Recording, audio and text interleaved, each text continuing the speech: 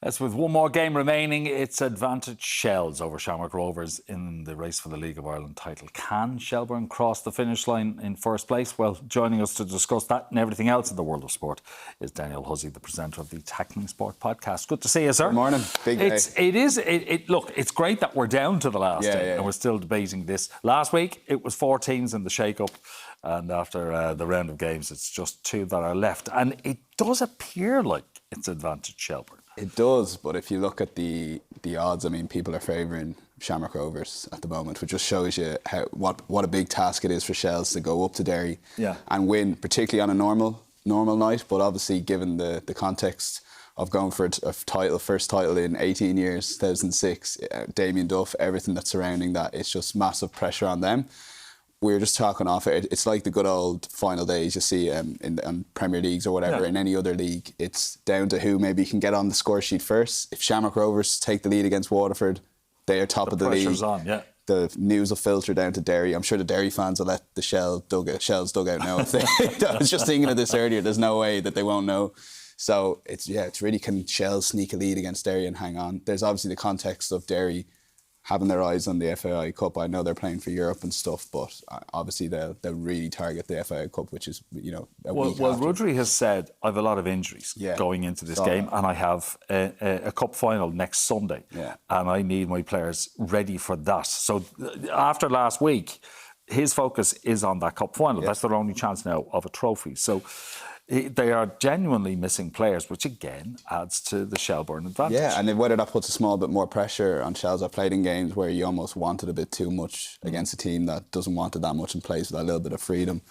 Yeah, there's just so many scenarios that what could happen. It's brilliant that we have coverage of both games now going to be on RT1 on the RT News channel for Rovers. It just gives League of Ireland fans, probably for the first time ever, double screening of games on terrestrial television. But I'm nervous because there's just so many scenarios, and I mentioned that early goal. I think it's going to be crucial. But Shelbourne have to win because Rovers have the better goal difference. Yeah. And you would expect Rovers to beat Waterford. Again, Waterford have nothing to play for. Yeah.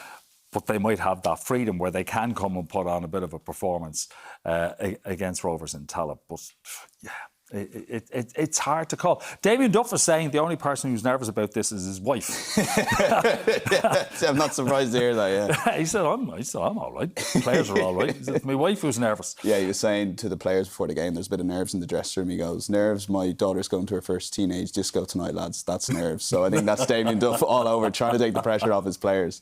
And look, to be honest with you, as a journalist trying to cover the League of Ireland, I think Damien Duff is the story. I know a lot of League of Ireland fans, get a bit upset and angry when Damien Duff takes a lot of the focus, but he has been absolutely box office to watch. Some of his interviews, the way he's carried himself and conducted himself, very much an outsider according to himself coming into the league. You think someone with that many caps for Ireland, a couple of Premier Leagues with Chelsea, he wouldn't really care as much, but he's already said this is going to be his biggest achievement in football. And you listen to him say it 3 or 4 times, and you say, I don't think he's really messing around there. I think he's being serious, and he does want this more than anything he's ever won in football. So a manager who kind of takes all the pressure away from his players and gets all the attention on him. Do you think he might have learned from somebody that he might have worked with? There might be a certain in his Chelsea days. Yeah, I don't know, maybe a Jose Mourinho. And when you watch him, it's such a lazy comparison, but sometimes it's just the right comparison. You go, this is Jose Mourinho straight out of the textbook. Yeah. And sometimes the way Shells have had to play, maybe because of injuries, particularly the second third of the season, it has been a bit like a Jose Mourinho side. But they have played some good stuff, particularly the last 2 weeks. I was really impressed with them. And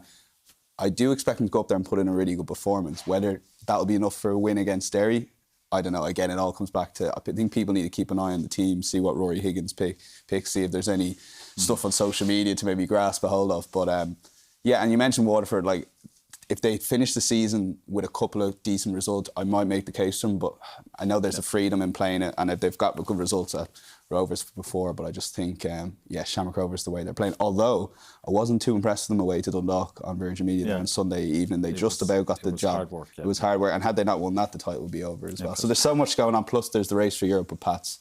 If they beat Sligo Rovers, they could finish second potentially as well. So there's a lot to look forward to tonight.